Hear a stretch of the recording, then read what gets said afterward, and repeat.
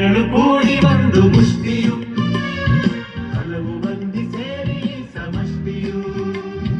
5 ಬೆರಳು ಕೂಡಿ ಒಂದು ಮುಷ್ಟಿಯು, ಹಲವು ಮಂದಿ ಸೇರಿ ಸಮಷ್ಟಿಯು. ಬೇರೆ ಬೇರೆ ಒಕ್ಕಲು ಒಂದೇ ತಾಯ ಮಕ್ಕಳು, ಬೇರೆ ಬೇರೆ ಒಕ್ಕಲು ಒಂದೇ ತಾಯ ಮಕ್ಕಳು. ಕೂಡಿ ಹಾಡಿದಾಗ ಗೆಲುವು ಗೀತೆಗೆ,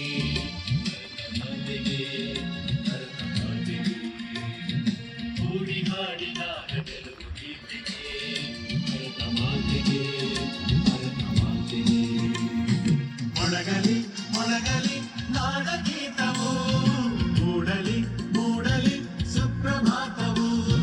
ಮೊಳಗಲಿ ಮೊಳಗಲಿ ನಾಡಗೀತವು, ಮೂಡಲಿ ಮೂಡಲಿ ಸುಪ್ರಭಾತವು.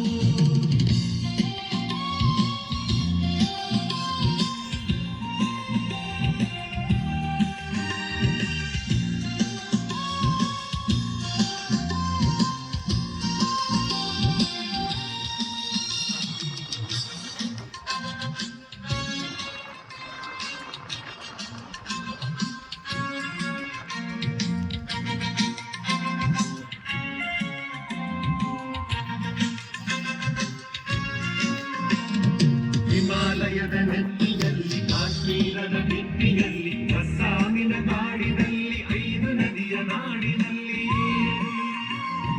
ಹಿಮಾಲಯದ ನೆತ್ತಿಯಲ್ಲಿ, ಕಾಶ್ಮೀರದ ನೆತ್ತಿಯಲ್ಲಿ, ಅಸ್ಸಾಮಿನ ಕಾಡಿನಲ್ಲಿ, 5 ನದಿಯ ನಾಡಿನಲ್ಲಿ.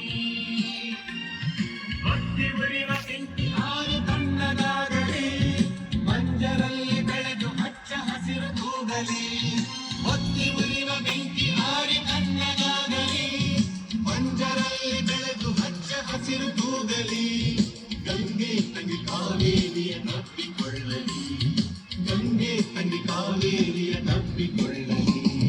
ಮೊಳಗಲಿ ಮೊಳಗಲಿ ನಾಡಗೀತವು, ಮೂಡಲಿ ಮೂಡಲಿ ಸುಪ್ರಭಾತವು. ಮೊಳಗಲಿ ಮೊಳಗಲಿ ನಾಡಗೀತವು, ಮೂಡಲಿ ಮೂಡಲಿ ಸುಪ್ರಭಾತವು.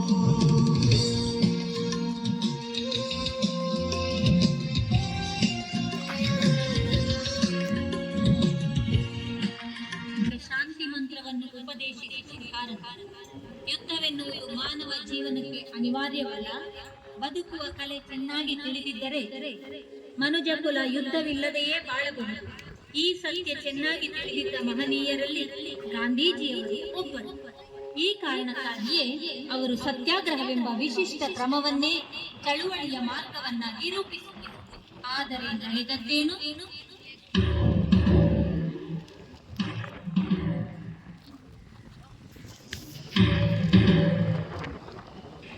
ಬಹಳ ವರ್ಷಗಳ ನಂತರ ಈ ಸ್ಥಳಕ್ಕೆ ನಮ್ಮ ಭೇಟಿ. ಅಂದು ಬಾಲ್ಯದಲ್ಲಿ ಶಾಲೆಯ ಗೆಳೆಯರೊಡನೆ ಬಂದಿದ್ದಾಗ ಕೇವಲ ಈ ಕಟ್ಟಡಗಳು ಮಾತ್ರ ನೆನಪಿನಲ್ಲಿ ಉಳಿದಿದ್ದವು. ಅವು ನನಗೆ ಮಹತ್ವದ್ದು ಎನಿಸಿರಲಿಲ್ಲ. ಆದರೆ ಇಂದು ನನ್ನ ದೇಶದ ಚರಿತ್ರೆಯನ್ನು ಅಧ್ಯಯನ ಮಾಡಿದ ಬಳಿಕ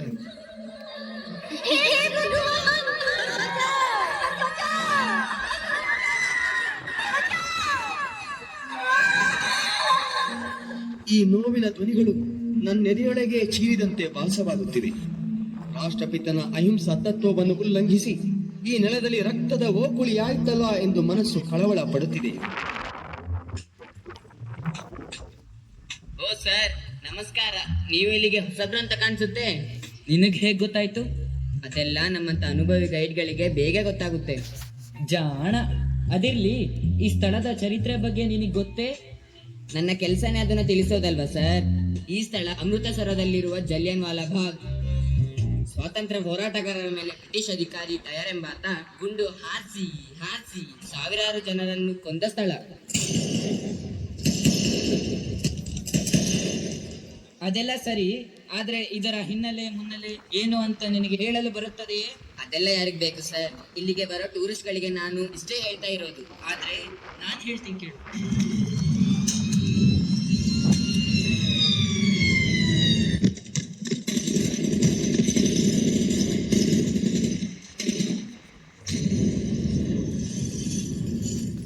ಮೊದಲನೇ ಮಹಾಯುದ್ಧದಲ್ಲಿ ನಮಗೆ ಸಹಾಯ ಮಾಡಿದರೆ ಭಾರತಕ್ಕೆ ಸ್ವಾತಂತ್ರ್ಯ ನೀಡುತ್ತೇನೆಂದ ಆಂಗ್ಲರ ಮಾತು ನಂಬಿ ಭಾರತೀಯ ಸೈನಿಕರಿಗೆ ಬ್ರಿಟಿಷರ ಪರವಾಗಿ ಆ ಯುದ್ಧದಲ್ಲಿ ಭಾಗವಹಿಸಲು ಗಾಂಧೀಜಿಯವರು ಸಮ್ಮತಿಸಿದ್ದರು.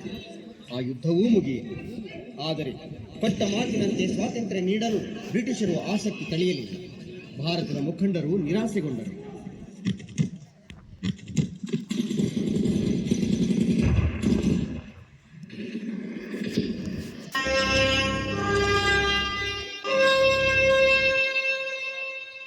ಸಾವಿರದ 1919ನೇ ಇಸವಿ ಮೊದಲನೇ ಮಹಾಯುದ್ಧದ ಕಾಲದಲ್ಲಿ ಜಾರಿಯಲ್ಲಿದ್ದ ಭಾರತದ ಭದ್ರತಾ ಕಾಯಿದೆಯ ಅವಧಿ ಮುಗಿದಿದ್ದರಿಂದ 1919ರ ಮಾರ್ಚ್ 18ರಂದು ಬ್ರಿಟಿಷ್ ಸರ್ಕಾರ ರೌಲತ್ ಮಸೂದೆಯನ್ನು ಮಾಡಿತ್ತು.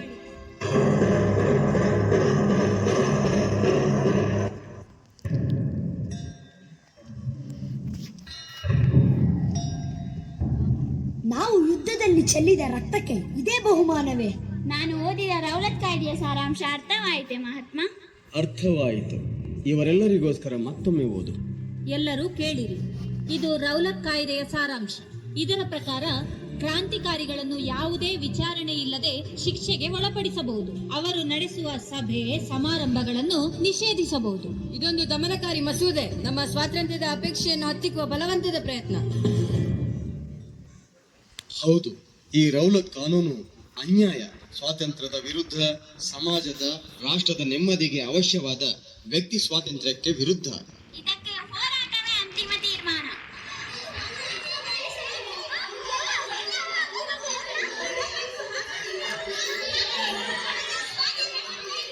ಶಾಂತಿ ಶಾಂತಿ. ಆದರೆ ಹೋರಾಟದ ಮಾರ್ಗ ಸತ್ಯಾಗ್ರಹದ ಮಾರ್ಗ. ಮಹಾತ್ಮ ಗಾಂಧಿಗೆ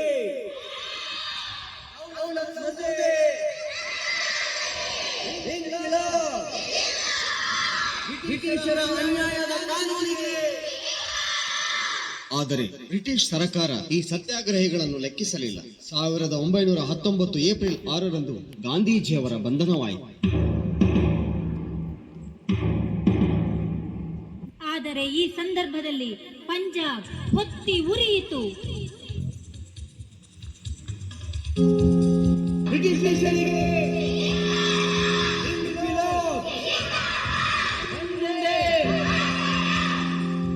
ಇದು ಅಮೃತಸರ, ಪಂಜಾಬಿನ ಪ್ರಾಂತ್ಯ.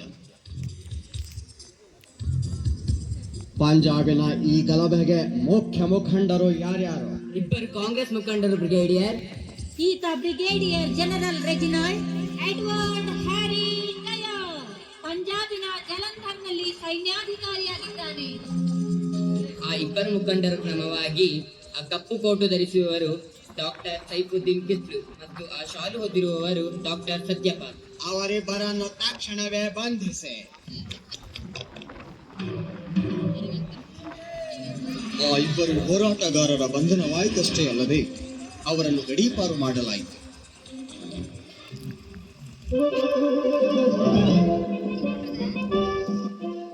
ಎರಡು ದಿನಗಳ ಬಳಿಕ 11ನೇ ತಾರೀಕಿನಂದು ಬ್ರಿಗೇಡಿಯರ್ ಜನರಲ್ ಡಯರ್ ಅಮೃತಸರಕ್ಕೆ ಬಂದನು. 12ನೇ ತಾರೀಕು ಯಾವುದೇ ಸಭೆ ಸಮಾರಂಭಗಳನ್ನು, ಮೆರವಣಿಗೆಗಳನ್ನು ನಡೆಸಬಾರದೆಂದು ಅಪ್ಪಣೆ ಮಾಡಿದನು. ಆ ವರದಿಗೆ ಆತನ ಪರವಾಗಿ ಬ್ರಿಗೇಡಿಯರ್ ಮೇಜರ್ ಸಹಿ ಹಾಕಿದನು.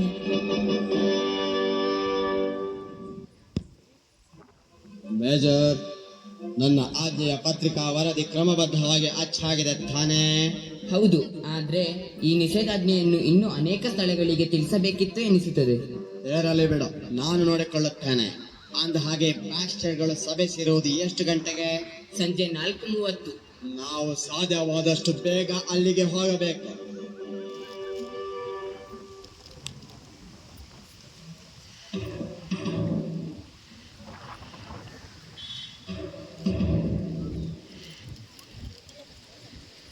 ಬಾಗ್ ಎಂದರೆ ತೋಟ, ಆದರೆ ಅದು ತೋಟವಾಗಿರಲಿಲ್ಲ. ಆಯಾಕಾರದ ಪಾಳುಭೂಮಿ, ಕಟ್ಟಡದ ಕಲ್ಲು ಮಣ್ಣುಗಳು ಬಿದ್ದಿದ್ದವು. ಸುತ್ತಲೂ ಗೋಡೆಗಳು, ಕೆಲವೇ ಸಣ್ಣ ಬಾಗಿಲುಗಳು.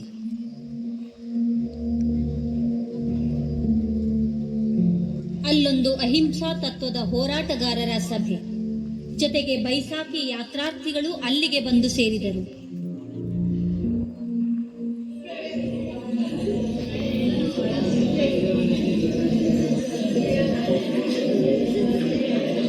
ಇದೊಂದು ಶಾಂತಿಯುತ ಸಭೆಯಾಗಿತ್ತು. स्वराज भारत की स्वप्न है, अंग्रेजी लोग हमारे नहीं हैं। सब चीज के लिए उनका मुलाहज हमें नहीं चाहिए, फिर भी हमें उनको क्यों डरना। अच्छी बात। हम सब इस रौलत कानून को विरोध करेंगे, तुरंत इस देश आजाद होने का आशा करेंगे।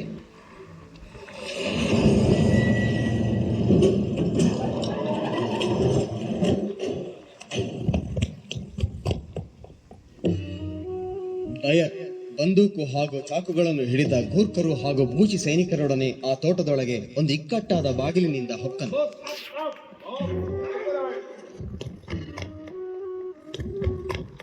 ಆ ಬಾಗಿಲೊಳಗೆ ಶಸ್ತ್ರಗಳು ತುಂಬಿದ್ದ ಅವರ ಕಾರುಗಳು ಹಿಡಿಸಲಿಲ್ಲ. ಅವುಗಳನ್ನು ಹೊರಗಡೆಗೆ ನಿಲ್ಲಿಸಿ ಆತ ಬಾಗಿಲ ಜಗುಲಿ ಎರಡೂ ಕಡೆಗಳಲ್ಲಿ ಸೈನಿಕರನ್ನು ನಿಲ್ಲಿಸಿದನು. ಜನರಿಗೆ ಚೆದರಬೇಕೆಂದು ಆತ ಎಚ್ಚರಿಕೆಯನ್ನೇ ಕೊಡಲಿಲ್ಲ. ಅಲ್ಲಿ ನಡೆಯುತ್ತಿದ್ದ ಭಾಷಣವೆಂತಹದೆಂಬುದಕ್ಕೆ ಸಾಕ್ಷ್ಯವೇ ಇರಲಿಲ್ಲ. ಅವರ್ಯಾರ ಬಳಿಯಲ್ಲೂ ಬಂದೂಕು ಇರಲಿಲ್ಲ. Without caution, sir. You bastards!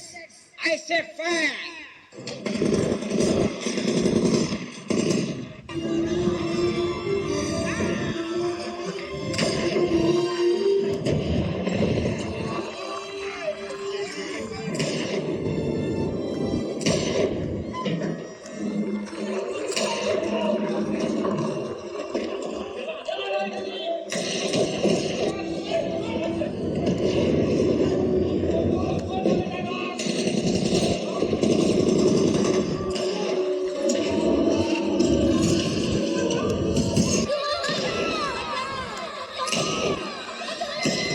छोड़ दीजिए।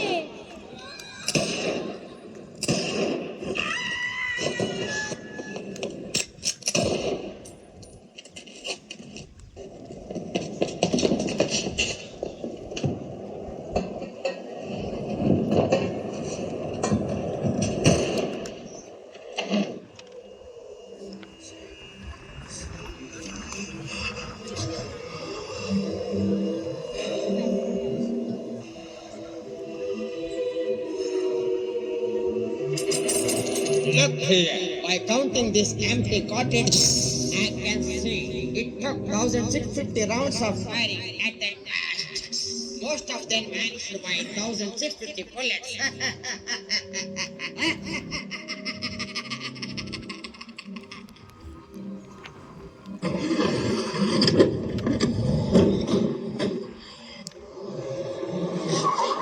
ಇಡೀ ದೇಶ ಸ್ತಂಭೀಭೂತ. ಭಾರತೀಯರ ಮೇಲೆ ನಡೆದ ಈ ರಕ್ಕಸಿ ಕೃತ್ಯವನ್ನು ದೇಶ ಅರಗಿಸಿಕೊಳ್ಳಲಾಯಿತು. ಈ ಪ್ರಕರಣದ ತನಿಖೆಗೆಂದೇ ನೇಮಿಸಲ್ಪಟ್ಟದ್ದು ಹಂಟರ್ ಆಯೋಗ.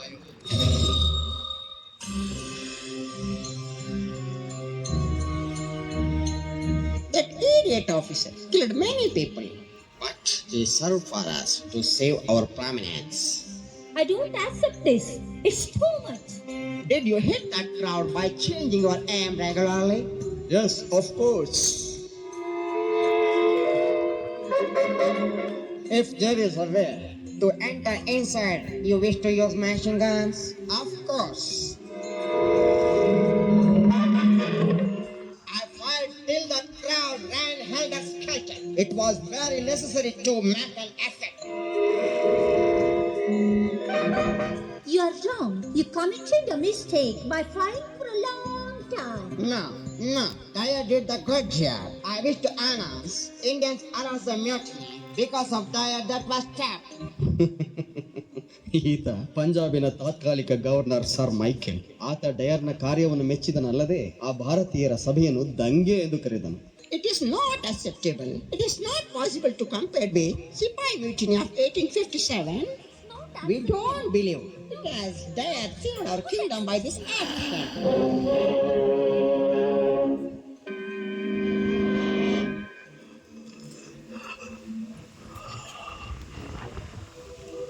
ಈ ಪ್ರಕರಣವನ್ನು 1857ರ ಸಿಪಾಯಿ ದಂಗೆಗೆ ಹೋಲಿಸುವಂತಿಲ್ಲ. ಈ ಕೃತ್ಯದಿಂದ ಬ್ರಿಟಿಷ್ ಸರ್ಕಾರದ ರಕ್ಷಣೆಯೇನೂ ಆಗಲಿಲ್ಲ. ಆದರೆ ಡಯರ್ ಒಂದು ಮಹತ್ತರ ಪರಿಣಾಮ ಮಾಡಿದನೆಂದು ಬ್ರಿಟಿಷ್ ಸರ್ಕಾರ ಭಾವಿಸಿತು. ಈ ಪ್ರಕರಣದಿಂದ ನೊಂದ ರವೀಂದ್ರನಾಥ್ ಠಾಗೋರರು ತಮ್ಮ ನೈಟ್ಹುಡ್ ಪದವಿಯನ್ನು ತಿರಸ್ಕರಿಸಿದರು.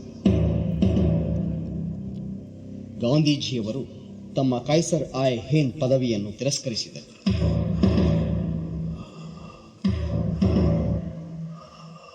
ಈ ಕುಕೃತ್ಯವನ್ನು ನಡೆಸಿದ ಡಯರ್ಗೆ ಯಾವ ಶಿಕ್ಷೆಯೂ ಆಗದ ಕಾರಣ ಎಲ್ಲರಲ್ಲೂ ನೋವು ತಾಂಡವವಾಯಿತು. ಇಷ್ಟು ಅದ್ಭುತವಾಗಿ ಹೇಳಿದ್ರಿ ಸರ್. ಪ್ರತಿಯೊಂದು ದೃಶ್ಯ ಕಣ್ಣಿಗೆ ಕಟ್ಟಿದ ಹಾಗಿತ್ತು. ದಶಕಗಳೇ ಕಳೆದರೂ ಅವರು ಉಳಿಸಿರುವ ಈ ಹೋರಾಟದ ಗುರುತುಗಳನ್ನು ಭಾರತೀಯರು ಮರೆಯುವಂತೆಯೇ ಇಲ್ಲ.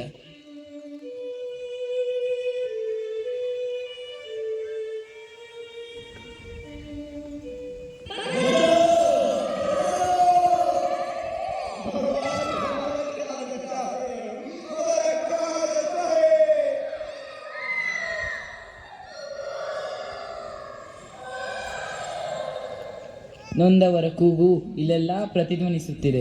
ಈ ಪ್ರದೇಶ ಹುತಾತ್ಮರ ಸನ್ನಿಧಿಯಂತೆ ಭಾಸವಾಗುತ್ತಿದೆ. ಆಮೇಲೆ ಏನಾಯ್ತು ಸರ್? ಆ ಡಯರ್ ಏನಾದ?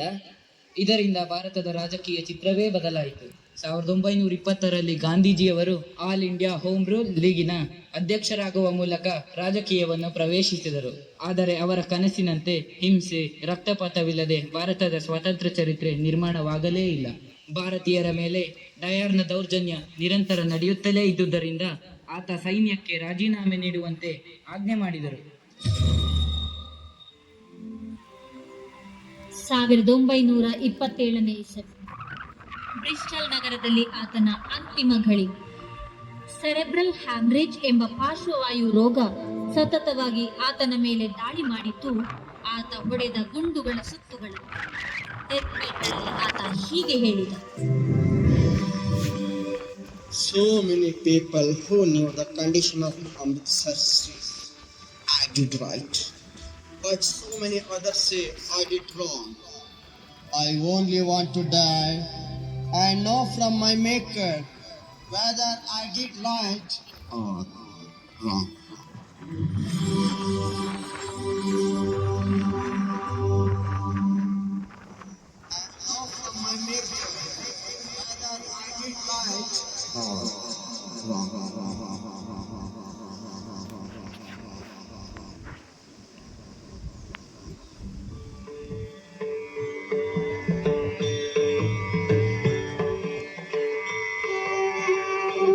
ಈ ಘಟನೆಗಳ ನಂತರ ಗಾಂಧೀಜಿಯವರು ಭಾರತದ ರಾಜಕೀಯ ಪ್ರವೇಶ ಮಾಡಿದ್ದೂ ಆಯಿತು. ಅವರ ನೇತೃತ್ವದಲ್ಲಿ ಅಹಿಂಸಾ ಹೋರಾಟ ಮಾರ್ಗದ ಒಂದು ದೊಡ್ಡ ಚಳುವಳಿಯೇ ರೂಪುಗೊಂಡಿತು.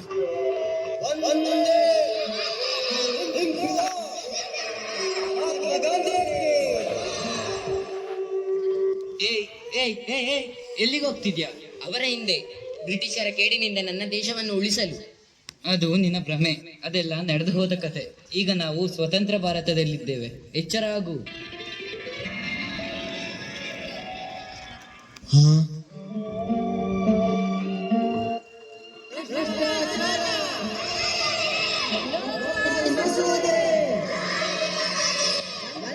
ಪರವಾಗಿಲ್ಲ, ಅವರ ಸತ್ಯ ಧರ್ಮಗಳ ಹಾದಿಯಲ್ಲೇ ನಾವು ನಡೆಯೋಣ. ಈ ದೇಶಕ್ಕೆ ಇನ್ನೂ ಹೋರಾಟದ ಅಗತ್ಯವಿದೆ. ನಡಿ ನಡಿ.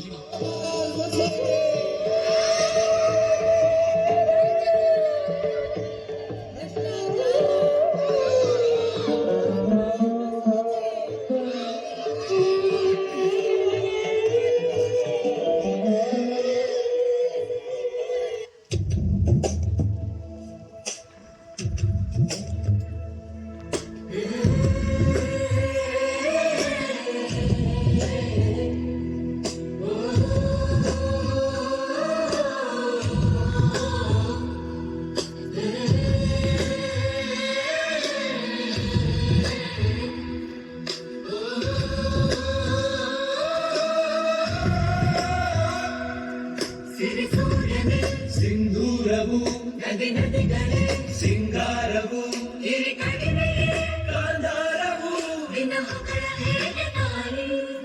ದಯೆಯೊಂದೆಯೇ ನಿನ್ನ ನೀತಿಯು ನಿಜವೊಂದೆಯೇ ನಿನ್ನ ಪ್ರೀತಿಯು ಸನ್ಮಾರ್ಗವೇ ನಿನ್ನ ರೀತಿಯು ನಿತ್ಯ ಶ್ಯಾಮಲೆಯು ನಿನ್ನ ಸಮತೆ ಗುಣವೇ ನಿನ್ನ ಚರಿತೆ ನಿನ್ನ ಮಮತೆಯೊಂದಿಗೆ ನಾ ಬೆರೆತೆ ನಿನ್ನ ಬೆಸೆಯುವಂತ ಭಾವಕ್ಕೆ ಸಿಲುಕಿ ದೈವ ಬೆಳಗಿದೆ ಬಂಗಾಳದಿಂದ ವಿಂಧ್ಯ ಹೆಡ್ಸ್ ಆಫ್ ಇಂಡಿಯಾ